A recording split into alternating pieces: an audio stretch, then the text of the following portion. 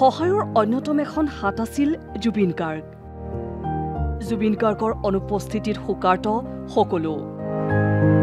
সকলোৱে সোঁৱৰিছে শিল্পীগৰাকীৰ সৈতে পাৰ কৰা মধুৰ স্মৃতি।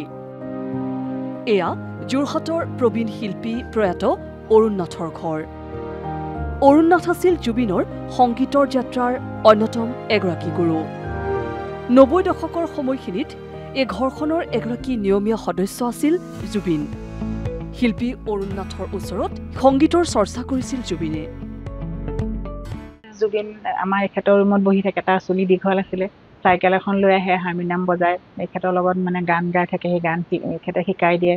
সেই প্ৰথম তেতিয়াৰ পৰা মানে সি আমাৰ এখেতৰ লগত ভাল আছিলে। জুবিনে পাহৰা নাছিল অতীতক। দুৰাৰোগ্য ৰোগত আক্ৰান্ত হৈ বিচনাত ছটফটাই থকা অৰুণ নাথৰ চিকিৎসাৰ ব্যৱস্থা কৰিছিল। পৰৱৰ্তী সময়ত অৰুণ নাথৰ মৃত্যুৰ পাছতো পৰিয়ালটোৰ কাষত থিয় দিছিল শিল্পীগৰাকী। আগবঢ়াই গৈছিল পৰিয়ালটোক বিভিন্ন সহায়। জুবিনে মৰমতে দিয়া এই বেগটো বুকুত সাৱটি এতিয়া অৰুণ নাথৰ কন্যা স্তুতিয়ে ফুৰিছে জুবিনৰে পাৰ কৰা সময়বোৰ।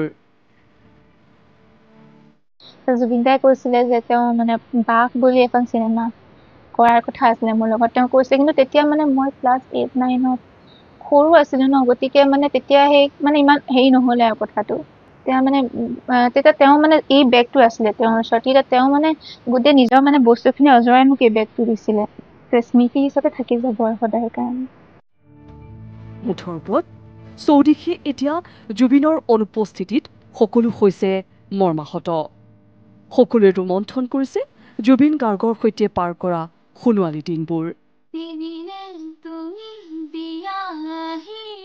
যোৰহাটৰ পৰা দিগন্ত হাজৰিকাৰ ৰিপোৰ্ট, DD নিউজ অসম।